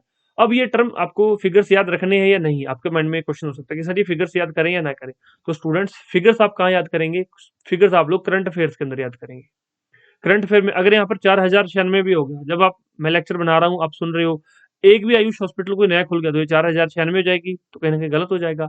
ऐसा नहीं है, वो ये फिगर्स नहीं पूछता, वो कुछ और पूछता है इसके पीछे का। आगे मैंने क्वेश्चंस बनाए हुए हैं, आप क्वेश्चन देखना कि वो इस तरह से फिगर नहीं पूछता। हाँ, ऐसा जरूर पूछता है कि आयुष के लिए बजट कितना अलोकेट किया गया है, आयुष मंत्रालय उसके लिए कितना बजट अलोकेट किया गया है। तो वो चीजें आपको पूछ सकता है एग्जामिनर, ऐसी छोटी मोटी चीजें ये नहीं पूछता। And as many as 8 lakh registration practitioner in India. तो 8 लाख से भी ज्यादा रजिस्टर्ड प्रैक्टिशनर है जो आयुष के अंदर प्रैक्टिस कर रहे हैं। अब ये तो रजिस्टर्ड है 8 लाख, अनरजिस्टर्ड तो पता नहीं कितने होंगे। But little has been done to setup a framework to standardise education और टू प्रमोट रिसर्च। अब इस पे रिसर्च करनी बाकी है और इसको भी जो है एजुकेशन देना है लोगों को। ISMs हैव ह्यूज पोटेंशियल, इसके अंदर बहुत पोटेंशियल है। And can solve a large part of our healthy care problems. Ayush से बहुत सारी प्रॉब्लम्स का निदान पाया जा सकता है, बिकॉज दे आर इफेक्टिव, बहुत इफेक्टिव है, सेफ है एंड इनएक्सपेंसिव है। मतलब आयुष से जो मेडिसिन दी जाती हैं आपको, आयुष के तहत, भारतीय पद्धति के तहत, ये आपको खराब नहीं करेगी। जैसे कि आयुर्वेद है, इसके साइड इफेक्ट्स मिनिमम है। योग है, इसका कोई साइड इफेक्ट है ही नहीं। यूनानी के साइड इफेक्ट्स मिनिमम है। दूसरी तरफ आप लोग जो मेडिसिन लेते हैं, अगर एक बीमारी के लिए मेडिसिन ले रहे हो तो कहीं ना कहीं बॉडी में जाके वो दूसरी बीमारी क्रिएट कर देती है, उसके साइड इफेक्ट्स बहुत ज्यादा है। तो इन सब चीजों के साइड इफेक्ट्स नहीं है, ये इसमें कहा गया है। और ये जरूर याद रखना कि इंडियन सिस्टम ऑफ मेडिसिन में 6 तरह के ये 6 सिस्टम है। कौन से? आयुर्वेद, योगा, यूनानी, सिद्धा, नेचुरोपैथी और होम्योपैथी। नेक्स्ट देखिए, urban, rural and poor rich divide. अब ये देखिए कि मैक्सिमम जो पॉपुलेशन है वो कहाँ रहती है? पॉपुलेशन रहती है गांवों में। गांव में है प्राइमरी हेल्थ केयर, वो भी सभी गांवों में नहीं है, सभी जगह पे, सभी विलेजेस में प्राइमरी हेल्थ केयर नहीं है। अब मैक्सिमम हॉस्पिटल्स कहाँ है? गवर्नमेंट हो या फिर कोई प्राइवेट हॉस्पिटल हो, कहाँ पर होता है? ये होते हैं सिटीज में। तो आप इससे समझिए कि गांव के अंदर जो है, ये छोटी मोटी बीमारियों के लिए प्राइमरी हेल्थ केयर जा सकते थे, अब है ही नहीं, तो कोई सिटी में स्पेशल नहीं जाएगा छोटी मोटी बीमारी के लिए। तो इनकी जो हेल्थ केयर तक एक्सेस कम है पॉपुलेशन की। जो गांव के लोग हैं, रूरल एरियाज में जो लोग रहते हैं मैक्सिमम, इनकी हेल्थ फैसिलिटीज तक एक्सेस बहुत कम है, पहुंच बहुत कम है। और जो लोग अर्बन एरियाज में रहते हैं उनकी कहीं ना कहीं पहुंच ज्यादा है। 70% of Indian population live in rural areas. One of its hospitals are located in rural areas. तो बहुत कम हॉस्पिटल हैं जो रूरल एरियाज में है, प्राइवेट तो बहुत भी कम है। Rural India has only about half number of dispensaries. Dispensaries भी बहुत कम है, तो उनके पीपल्स के पास वो जो सफिशिएंट मेडिकल इंफ्रास्ट्रक्चर नहीं है, तो मेडिकल फैसिलिटीज भी उन तक नहीं पहुंच पाएगी। और बाकी तरह के एक्सरे मशीन्स, ब्लड टेस्ट, इन सब के लिए इनको हॉस्पिटल में जाना पड़ेगा और सिटी के अंदर जाना पड़ेगा। दूसरी तरफ सिटी के अंदर हॉस्पिटल है तो अर्बन एरियाज के अंदर जो है इनकी मतलब इनकी एसेस ज्यादा है, तो ये जल्दी पहुंच जाते हैं। यही चीजें हैं, ये सारा कुछ इसके अंदर लिखा हुआ है, तो आप एक बार इसको पढ़ लीजिएगा कि पुअर और रिच डिवाइड, अमीर और गरीब का डिफरेंस आप समझते हैं। अब सारी चीजें पहले आप लोग 16 लेक्चर कर चुके हैं, आपको सारी चीजें समझ आ चुकी हैं। आप ये इसमें पढ़ेंगे तो बाकी जो रहता है वो पॉइंट है वो भी समझ आ जाएगा। तो ज्यादा टफ नहीं है, इसमें कुछ समझाने वाला भी नहीं है। अब देखते हैं हमारे क्वेश्चंस। लेवल 1 क्वेश्चंस देखिए। पूरा पहले आप लोगों ने चैप्टर पढ़ा, चैप्टर पढ़ने के बाद चैप्टर आपको समझ आ गया। अब क्वेश्चंस देखते हैं। अगर कोई ऐसा स्टूडेंट है जो डायरेक्ट क्वेश्चन आंसर वाले जो कोर्स में इनरोल्ड है कि सर मैंने सिर्फ क्वेश्चन आंसर्स की लिए थे, तो अगर क्वेश्चन आंसर वाले में इनरोल्ड हो तो भाई चैप्टर पहले खुद से पढ़ लो। चाहे आप अपनी बुक से पढ़ो, चाहे आपने ये बुक्स मंगवा रखी हैं, चाहे आपने ये नोट्स ले रखे हैं, जैसे भी ले रखे, पहले चैप्टर पढ़ो, उसके बाद क्वेश्चन सॉल्व करो। या फिर दूसरा तरीका क्या होता है, पहले क्वेश्चन सॉल्व कर लो, उसके बाद जाके चैप्टर पढ़ लेना, सोने पे सुहागा हो जाएगा, चीजें कभी भूल ही नहीं पाओगे। विच of the following is included in the infrastructure. तो इंफ्रास्ट्रक्चर में आधारभूत संरचना के अंदर कौन कौन शामिल है? क्लीन ड्रिंकिंग वाटर बिल्कुल चाहिए। बैंक्स, डैम्स, तो राइट आंसर क्या है? ऑल ऑफ द अबव जो है इंफ्रास्ट्रक्चर के अंदर शामिल है, उपरोक्त सभी। नेक्स्ट देखिए, विच of the following is included in social infrastructure. तो निम्नलिखित में से कौन सा सोशल इंफ्रास्ट्रक्चर में या फिर सामाजिक आधारभूत संरचना में शामिल है? अब सामाजिक, जो कि समाज के लिए यूज होती है, स्वास्थ्य, ऊर्जा, परिवहन, संचार। तो समाज के लिए हेल्थ एंड एजुकेशन जरूरी है, हेल्थ, एजुकेशन और हाउसिंग फैसिलिटी। सोशल इंफ्रास्ट्रक्चर के अंदर क्या आता है? Health, education and housing, HEH, health, education, housing. याद रखेंगे, सिंपल है। तो राइट आंसर है स्वास्थ्य। What percent of GDP does India invest in infrastructure? तो भारत अपनी जीडीपी का कितने परसेंट इंफ्रास्ट्रक्चर पे खर्च करता है? 30%। दूसरी तरफ चाइना और काफी कंट्रीज है जो अपने इंफ्रास्ट्रक्चर का काफी बड़ा हिस्सा जो है जीडीपी का इंफ्रास्ट्रक्चर में खर्च करते हैं।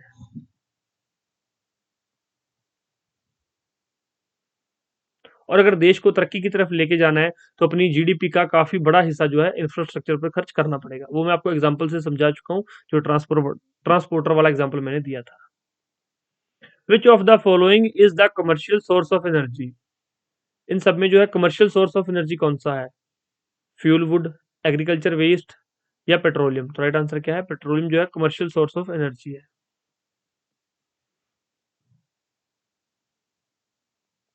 क्योंकि आपको पता है पेट्रोल का खरीद बेच की जा सकती है। कमर्शियल सोर्स और नॉन कमर्शियल क्या होते हैं? जिसको सेल एंड परचेज किया जा सके। तो खरीद परचेज किसकी हो सकती है? पेट्रोलियम की। Non commercial source of energy, conventional sources of energy होते हैं, रिन्यूएबल होते हैं। तो बिल्कुल ये दोनों पॉइंट यहाँ पर ठीक है। Non conventional source of energy क्या होते हैं? ऊर्जा के पारंपरिक स्रोत भी होते हैं और नवीकरणीय भी होते हैं। तो ये दोनों यहाँ पर ठीक है। नेक्स्ट क्वेश्चन पे चलते हैं। Non conventional sources of energy include. जो नॉन कन्वेंशनल सोर्स है वो कौन से हैं? Solar energy, tidal energy, wind energy. तो राइट आंसर क्या है? डी। ये सभी जो है नॉन कन्वेंशनल सोर्सेज है। कौन से? गैर पारंपरिक स्रोत है। सौर ऊर्जा, ज्वारीय ऊर्जा, पवन ऊर्जा। तो राइट आंसर है डी। अब ये तो है नॉन कन्वेंशनल। कन्वेंशनल कौन से हैं? आप ऊपर पढ़ के एग्रीकल्चर वेस्ट, जो लकड़ी, गिरी हुई सूखी लकड़ियां, वो काउ डंग, ये कन्वेंशनल सोर्स है। Which of the following is taken into account while assessing people's health? लोगों के स्वास्थ्य का आकलन करते समय निम्नलिखित में से किसे ध्यान में रखा जाता है? Infant mortality, maternity, maternal mortality rates, life expectancy. तो उसमें जो है सभी चीजों का ध्यान रखा जाता है। राइट आंसर है डी, उपरोक्त सभी। नेक्स्ट क्वेश्चन देखिए। Primary health care are present at. जो प्राइमरी हेल्थ केयर सेंटर्स हैं ये कहाँ पे होते हैं? प्राइमरी हेल्थ सेंटर्स हैं, हेल्थ केयर नहीं है, ये ध्यान रखना। मैं यहाँ पे थोड़ा हेल्थ केयर बोल गया। प्राइमरी हेल्थ सेंटर्स, वहां से आपसे कोई पीएचसी की फुल फॉर्म पूछ सकता है। तो प्राइमरी हेल्थ सेंटर्स ये कहाँ पे होते हैं? ये विलेज लेवल के अंदर है, ग्राम स्तर पर होते हैं। राइट आंसर है ए। इसमें तो कुछ टफ नहीं था। Which of the following indicator is use to gauge the number of people dying पर prematurely due to particular disease? निम्नलिखित में से किस सूचक का उपयोग किसी विशेष बीमारी के कारण समय से पहले मरने वाले लोगों की संख्या को मापने के लिए किया जाता है?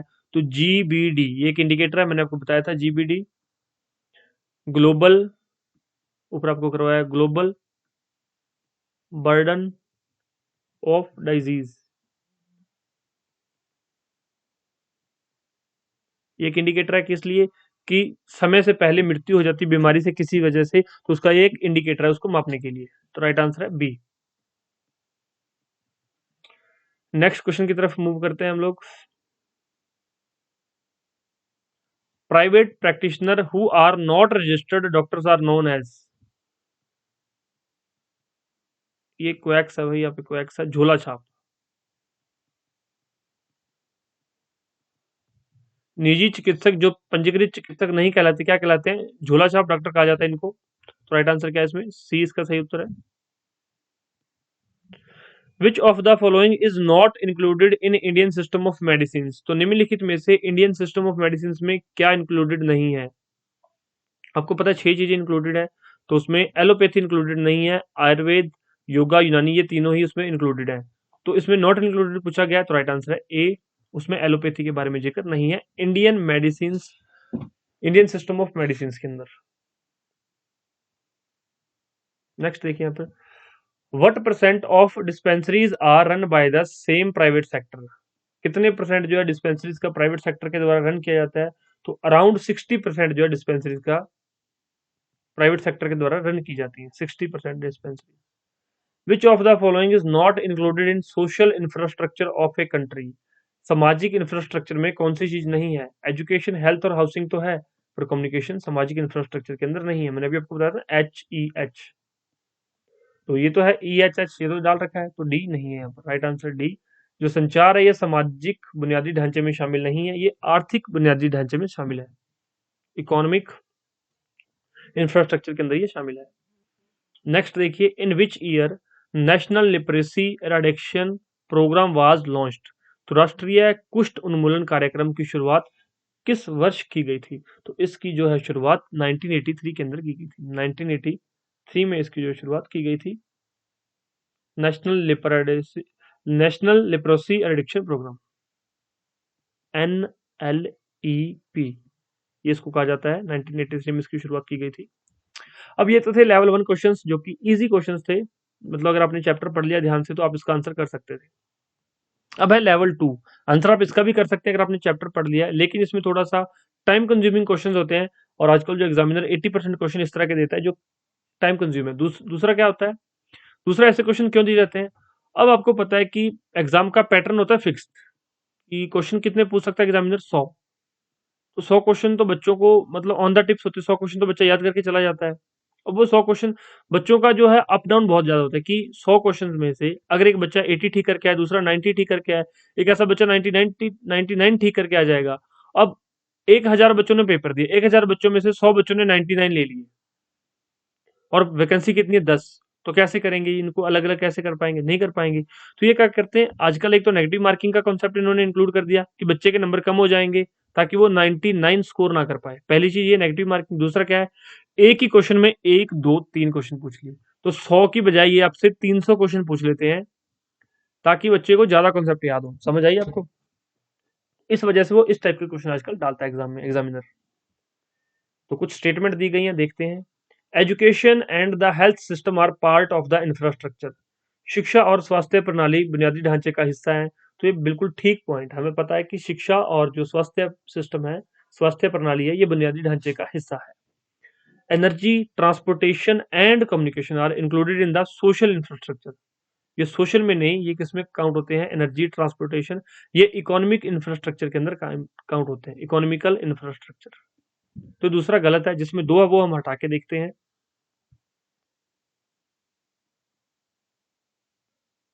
इसमें दो नहीं है, इसमें दो है और इसमें दो है। इंफ्रास्ट्रक्चर अब ये हटा दिया तो आंसर हमारा 1 और 3 हो जाएगा। राइट आंसर है B. Infrastructure contribute to the economic development of a country by increasing the productivity of the factor of production. तो इंफ्रास्ट्रक्चर से उत्पादन के कारकों की उत्पादकता में वृद्धि करके देश के आर्थिक विकास में योगदान दिया जाता है। मैंने आपको एग्जाम्पल से समझाया था। अब अगर आप बात की जाए, एक और एग्जाम्पल से समझते हैं।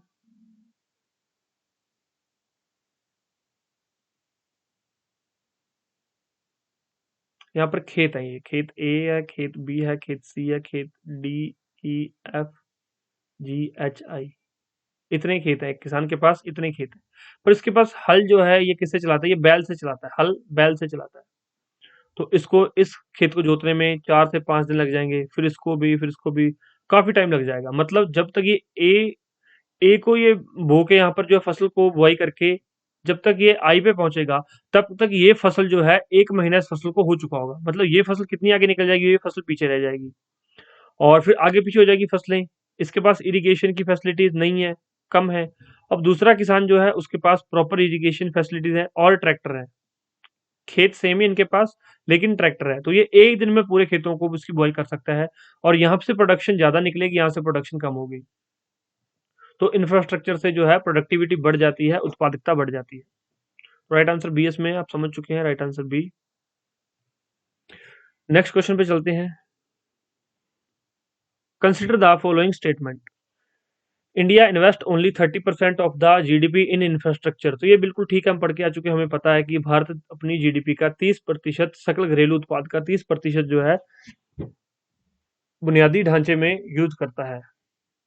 The share of power and telecommunication infrastructure is greater in high income countries. तो जो पावर और टेलीकम्युनिकेशन का जो शेयर है ये दूसरी कंट्रीज में हाई रहता है, जो कि ग्रेटर इनकम है, या ग्रेटर है या हाई इनकम कंट्रीज है। देखिए, जो एग्रीकल्चर पे डिपेंडेंट होंगे वो थोड़ी सी लो लेवल इकोनॉमीज होंगी, जो कि ज्यादा टर्शरी सेक्टर पे डिपेंडेंट होगी वो हाई लेवल इनकम इकोनॉमीज होंगी। तो ये बिल्कुल ठीक है यहाँ पर, राइट आंसर दूसरा भी ठीक है, तो राइट आंसर इसका सी। नेक्स्ट क्वेश्चन पे चलते हैं हम लोग। Consider the following statement. ये यहाँ पे देखो, इसमें क्या है, वन है, इसमें both one and two, two only. तो पहले क्या है, आपको एग्जाम में आदत है कि one only, two only, both one and two, आपको हैबिट हो चुकी है, आप ऐसे ही देखते हो। अब ये थोड़ा ऊपर चला जाता है तो क्या होता है, ये सी ऊपर चला गया, मतलब बी के नीचे सी लिखना था, लेकिन कहीं से एक गलती से क्या है बी नीचे आ गया। अगर आपको आंसर पता है फिर तो आप सी पे टिक करोगे, बोथ वन एंड टू। अगर कोई बोल दे कि भाई इसका सी आंसर है, पता है तो सी, अगर यहाँ पे आप ये ध्यान से देखोगे तो ही बात बनेगी ना, समझे। तो इन चीजों को ध्यान से देखा करो, भी कई बार ऊपर नीचे चीज लिखी हुई हो सकती है। जब मैं पीडीएफ आपको प्रोवाइड करवाता हूँ उसमें सारी चीजें ये हटा दी जाती हैं, करेक्ट कर दी जाती है। कंसिडर द फॉलोइंग स्टेटमेंट, जिसमें राइट आंसर सी है, हो गया ये। Consider the following statement regarding energy. तो एनर्जी से, ऊर्जा के संबंध में निम्नलिखित कथनों पर विचार करना है। Electricity is a commercial source of energy. Electricity को खरीदा और बेचा जाता है तो ये कमर्शियल सोर्स है एनर्जी का, ये बिल्कुल ठीक है। Agriculture waste and dried dung are the non commercial sources of energy. Agriculture waste और dried dung non commercial sources है, इनको खरीदा बेचा नहीं जाता, तो ये भी ठीक है। Non commercial sources of energy are exhaustible. जो कि नॉन कमर्शियल सोर्सेज हैं वो खत्म हो जाएंगे एक दिन, एग्जॉस्ट हो जाएंगे, तो ये नहीं हो सकता। तीसरा गलत है यहाँ पर, तो राइट आंसर क्या है, one and two. Non commercial sources जो है नहीं वेस्ट होते, जैसे कि लकड़ियां, सूखी लकड़ियां मिलती रहती हैं, काऊ डंग एग्रीकल्चर वेस्ट मिलता रहता है, तो ये एग्जॉस्टिबल नहीं है। और दूसरे जो है नॉन कमर्शियल कौन से हैं, सोलर एनर्जी, हालांकि अब तो ये भी कमर्शियल के अंदर आ गई। तो क्या होता है, एक कैटेगरी होती है चीजों को नोट करने की, कैटेगरी से एक बार चीजें याद कर लीजिए, उसके बाद एक होती है जीडीपी, फिर एक होती है रियल जीडीपी, एक होती है नॉमिनल जीडीपी, एक होती है एक्चुअल जीडीपी। ये जो जीडीपी से संबंधित नहीं है, मैं आगे आपको सारी चीजें समझाऊंगा, जीडीपी से रिलेटेड एक पूरा चैप्टर करवाऊंगा मैं आपको। इसी तरह से चीजों को एक बार याद कर लो, उसके बाद चीजें एक दूसरे की कैटेगरी में शिफ्ट करती रहती है, फॉल करती रहती है, जैसे जैसे टाइम बढ़ता जाता है, टेक्नोलॉजी आती जाती है नई नई, तो उस तरह से चीजें एक दूसरे की कैटेगरी में फॉल करने लग जाती है, तो वो टेंशन नहीं लेनी है। एक बार चीजों को समझ लीजिए कि कौन सा सोर्स एनर्जी का किस कैटेगरी में, तो राइट आंसर इसमें ए है, याद रखिएगा ये। नेक्स्ट क्वेश्चन देखिए। Consider the following statement. Commercial and non commercial sources of energy are known as non conventional sources of energy. तो जो कमर्शियल एंड नॉन कमर्शियल इसको नहीं कहा जाता, तो ये गलत है।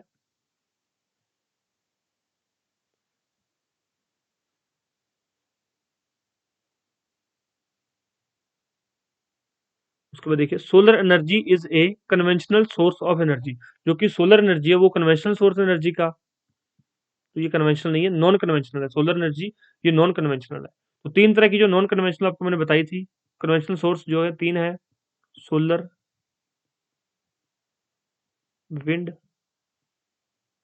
नॉन कन्वेंशनल सोर्सेज मैंने आपको बताए थे, सोलर, विंड एंड टाइडल। तो इसको ये कन्वेंशनल नहीं कह सकता, तो ये भी गलत है, तो राइट आंसर डी। दोनों में से कोई भी सही नहीं है, सही उत्तर है डी। उसके बाद आगे देखिए। Consider the following statement with respect to energy consumption in India. Commercial energy consumptions make up to about 74% of the total energy consumption in India। तो 74% कमर्शियल सेक्टर से ली जाती है, ठीक है। नॉन कमर्शियल एनर्जी सोर्सेज से 26% ली जाती है, ये भी ठीक है, हम पढ़ के आए हैं। 74 मैंने आपको अच्छे से करवाया था, 74 26, तो अब समझते हैं आगे। The share of oil and gas, share of oil and gas is the lowest among all commercial energy consumption. लेकिन हम लोगों ने ये पढ़ा था जब चैप्टर करवाया था कि जो share of oil and gas का है ये सबसे ज्यादा है। ऑयल का नियर अबाउट शायद 10% था और गैस का 9% है, और इससे जो है हाइडल का 7% है, तो इससे कम और भी हैं। तो ये जो है यहाँ पर ठीक नहीं है। तो राइट आंसर क्या है? A and 1 and 2। Right answer है 1 एंड 2, तीसरा गलत है। Consider the following statement. निम्नलिखित कथनों पर विचार करें। The growth rate of power demand is generally higher than the GDP growth rate. तो ग्रोथ रेट जो है पावर डिमांड की ज्यादा होती है, क्योंकि कुछ पावर जो है वेस्ट भी हो जाती है, तो इसलिए जीडीपी ग्रोथ रेट से पावर की डिमांड ज्यादा होती है। बिल्कुल ठीक है हमारा। India's energy policy encourage 3 ways energy sources mainly solar, hydel and wind. तो इंडिया की जो नई एनर्जी इकोनॉमिक पॉलिसी है, सॉरी, जो नई एनर्जी पॉलिसी, वो क्या इनकरेज कर रही है? सोलर एनर्जी को, हाइडल एनर्जी को और विंड एनर्जी को। तो ये दोनों ठीक है यहाँ पर। Right answer C. उसके बाद आगे देखिए। Consider the following statement regarding health.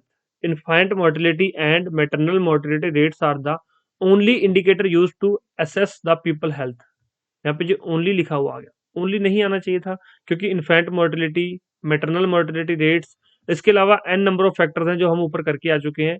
तो वो सारे फैक्टर्स हैं किस लिए काउंट होते हैं? हेल्थ, पीपल्स को हेल्थ असेस करने के लिए और भी कई इंडिकेटर्स जो हैं यूज किए जाते हैं, जैसे कि लाइफ एक्सपेक्टेंसी हो गया, न्यूट्रिशन लेवल हो गया। तो ये सारी चीजें चेक की जाती हैं। तो ये दूसरा, ये पहला गलत है। दूसरा देखिए। The government has constitutional obligation to guide and regulate all health related issue.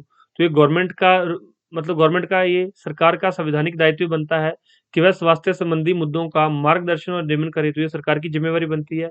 दूसरा ठीक है। Health infrastructure include hospital, doctor and nurses only. तो ये हेल्थ इंफ्रास्ट्रक्चर में ये ओनली लिखा हुआ आ गया, क्योंकि नर्सिस के बाद इक्विपमेंट्स, एनर्जी, पावर, काफी सारी चीजें हैं, बेड, तो ये सारी चीजें चीजें हैं, तो ओनली नहीं आएगा, तो यहाँ पर गलत हो जाएगा ये भी तीसरा। तो राइट आंसर क्या है? दो only, C, two only. Next question की तरफ मूव करते हैं। Consider the following statement regarding the health system in India. तो नेक्स्ट देखिए। Primary health care are present at village level. बिल्कुल पता आपको, ये बिल्कुल सही है कि जो प्राइमरी हेल्थ सेंटर्स हैं वो विलेज लेवल पे प्रेजेंट है। प्राथमिक स्वास्थ्य केंद्र ग्राम स्तर पर मौजूद है, ठीक है। Global burden of disease is an indicator used by expert to gauge the number of people dying prematurely due to a particular disease. तो ये भी ठीक है, हम ऊपर पढ़ के आए हैं सिंपल क्वेश्चंस में कि जो ग्लोबल बर्डन ऑफ डिवीजन है, ये एक इंडिकेटर है, ये एक संकेतक है किस चीज का? कि लोग किसी बीमारी से समय से पहले उनकी मृत्यु हो जाती है किसी बीमारी की वजह से। तो ये ठीक है। More than 70% of the hospitals in India are run by the private sector. तो 70% से अधिक हॉस्पिटल जो है इंडिया में प्राइवेट सेक्टर के द्वारा रन किए जा रहे हैं। तो ये बिल्कुल ठीक है। और 60% से ज्यादा जो है डिस्पेंसरीज प्राइवेट सेक्टर के द्वारा रन की जा रही है। तो इसमें तीनों ऑप्शन ठीक है। राइट आंसर है डी। तो उसको याद रखिएगा। नेक्स्ट क्वेश्चन देखते हैं। Consider the following statement regarding Indian system of medicine. तो इंडियन सिस्टम ऑफ मेडिसिन याद है आपको, उसमें 6 सिस्टम थे। कौन कौन से थे देखते हैं। It include 7 system. तो ये तो हो गया गलत, किसमें 7 नहीं है, कितने सिस्टम है? 6 सिस्टम। कौन से थे इसमें? बिल्कुल सिंपल सिस्टम आपको याद होगा। आयुष के तहत याद रख सकते हो। AYUSH, आयुष। ए से आयुर्वेदा, वाई से योगा, यू से यूनानी, और एस से सिद्धा, एच से होम्योपैथी, और एक एन और आ गया उसमें, जिसको क्या बोलते हैं? नेचुरोपैथी। ये सारी चीजें याद रखिए। 6 है इसमें, पहला गलत हो गया। They are expensive and ineffective. मतलब वो महंगे भी हैं और इनइफेक्टिव है, वो काम भी नहीं करते। तो ये बिल्कुल गलत है। ये एक तो सस्ते हैं और दूसरा ये इफेक्टिव है। आयुर्वेद के अंदर बहुत सारी चीजों का इलाज है जो कि एलोपैथी के अंदर, जिसका इलाज, जिसके द्वारा एलोपैथी के अंदर जिसका इलाज नहीं भी है। तो ये भी गलत है। राइट आंसर क्या है? सही पूछा गया तो इसमें से कोई भी सही नहीं है, तो राइट आंसर डी। तो ये कुछ इंपॉर्टेंट क्वेश्चंस थे, आपको मैंने सारे कवर करवा दिए हैं। इससे पहले मैंने आपको चैप्टर भी करवा दिया है। कोई डाउट हो तो आप लोग अभी कमेंट बॉक्स में पूछ सकते हो। अगर यूट्यूब पे देख रहे हो, यूट्यूब के प्राइवेट चैनल पे देख रहे हो, तो भी कमेंट बॉक्स में पूछ सकते हो। और अगर हमारी एप्लीकेशन पे ये देख रहे हो आप लोग, तो आप हमारी एप्लीकेशन के थ्रू में डायरेक्ट मैसेज कर सकते हो। अब आप एक बार जाकर इस पूरी पीडीएफ को पढ़ लेना। ये सारी एक्सप्लेनेशन, एक के क्वेश्चन की एक्सप्लेनेशन दी हुई है यहाँ पे, कि किसी का आंसर ए क्यों है, इसको गलत क्यों किया, क्योंकि उसमें 6 सिस्टम है, इसके अंदर क्या चीजें हैं, सारी चीजें लिखी हुई है। हिंदी के अंदर भी सेम जो है सारी चीजें आपको मिल जाएंगी। सारे आंसर आपको यहाँ दिए गए हैं। तो ये आज आपका 17th चैप्टर जो है, 17th लेक्चर भी कंप्लीट हो गया। कोई डाउट हो तो पूछ लीजिएगा। रिवीजन जरूर करके आना। लेक्चर शुरू करने से पहले मैं अपनी जिम्मेवारी समझता हूँ आपको रिवाइज करवाने की, तो आपकी भी जिम्मेवारी है चीज़ों को याद करके आने की। जब नेक्स्ट लेक्चर में आते हो तो चीज़ें आपको याद होनी चाहिए। और मैंने पढ़ा दिया है, अब आप इसको याद करेंगे, बार बार रिवाइज करेंगे चीज़ों को। और मेंस के क्वेश्चन भी आपको मैं लिखने सिखाऊंगा। अब एक बार पहले कंटेंट रेडी कर लो कि आपको लिखना क्या क्या है, उसके बाद लिखना कैसे है वो भी मैं सिखा दूंगा। पहले आपके माइंड में जब कोई भी मैं क्वेश्चन पूछूं आपसे कि इंफ्रास्ट्रक्चर क्या है, डेवलपमेंट क्या है, इंडियन इकोनॉमी के सेक्टर्स कौन कौन से हैं, तो आपके दिमाग में पहले सारी चीजें आनी चाहिए। जब आएंगी फिर उनको लिखने की मैं लैंग्वेज भी बताऊंगा, लिखने का तरीका, लैंग्वेज और way of presentation, way of representation, ये सारी चीजें आपको अच्छे से बताई जाएंगी। डोंट वरी, पहले आप पूरे चैप्टर्स कवर कीजिए, फिर आपको जो है सारे सिलेबस कवर होने के बाद आपको जो है मेंस का भी आपको पूरा करवाया जाएगा। ठीक है, कोई डाउट हो तो पूछ लीजिएगा। Thank you so much, take care, bye bye, धन्यवाद। और कुछ स्टूडेंट्स ने जो है टेस्ट सीरीज के बारे में डाउट्स थे, तो आप व्हाट्सएप पे जो है कांटेक्ट कर लिया करो। क्वेश्चन बैंक, नोट्स, किसी भी चीज़ के बारे में जानकारी चाहिए हो तो व्हाट्सएप पे कांटेक्ट करो, ये हमारे व्हाट्सएप नंबर है। और अदर जानकारी चाहिए तो हमारी ऑफिशियल वेबसाइट है, इसको विजिट कर लो। Thank you.